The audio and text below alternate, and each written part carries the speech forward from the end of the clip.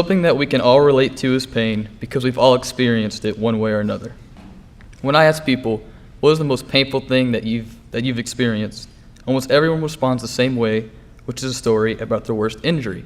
And I don't blame them, because it's the outward pain that we can't hide. But really, it's the emotional pain that hurts us the most. I've been playing football since 4th grade, and I've made so many memories from it. Now, as many of you know, for some reason, I seem to love to get injured whenever I play.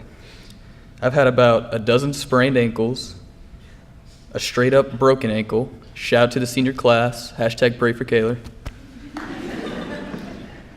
I've had a broken bone in my back, 2 broken thumbs, 1.5 concussions, give or take. And I swear I broke my finger this year, but I was just too lazy to get it checked out. So after all this, everyone wonders why I still play. I mean, I'm definitely not the biggest guy, and I'm not the next Dexter Coakley, and I honestly don't even enjoy football that much. So the real reason I play is to be there with my friends through the good and bad. You see, I can deal with the physical pain from football, but it's the emotional pain of not playing that really gets me. The most painful thing for me is to watch my friends fight on the field while I'm waiting for my injury to heal up. I'd rather be out there getting banged up by the other team with my friends than be safe on the sidelines, but watching my friends have to battle it out by themselves. This different way of understanding pain inspired me to research pain from a professional football player's point of view.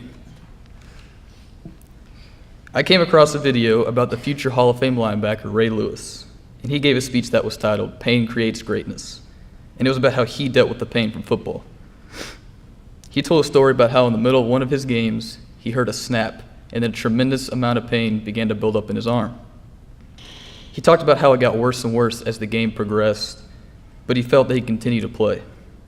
He said, and I quote, "You come off the field for an injury, not pain."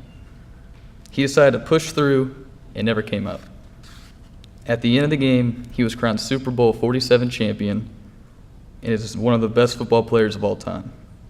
In the locker room after the celebration, the trainers told Ray that his tricep had completely torn off the bone and that he needs surgery for it to be fixed. Now, I realize that the story is a bit extreme, but what I think is the craziest part is the fact that he said tearing his tricep wasn't even his most painful moment. In fact, his most painful moment didn't even happen during his entire 14-year career playing one of the most brutal sports. His most painful moment was growing up without a father. This was the reason Ray got into football in the first place. He wanted to be stronger, faster, and big enough to protect his mother from any man that tried to harm her.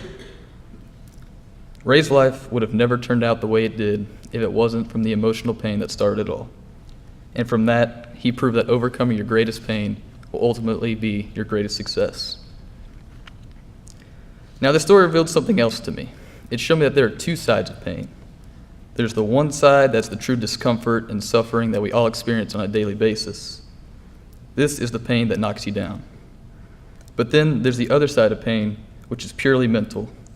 This is the ability to keep fighting and find a way to push through and get up so you can experience the greatness that lies on the other side.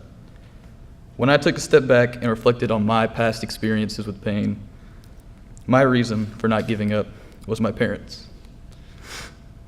I realized how much they've sacrificed for me and how hard they've worked to give me everything I've ever wanted. I also noticed that sometimes the pain you're going through isn't just about you, but about the people around you. Fortunately, I'm lucky enough to be surrounded by a loving family and a great group of friends that I know I can turn to whenever I'm struggling. So I ask y'all to look back at the moments that brought you the most pain and see who or what it is you fight for. Now, I'm going to end the speech off with how I started it by saying we all experience pain, some of us more than others. But I ask for us to help each other get through the bad so that we can all experience the good that lies on the other side. Thank you.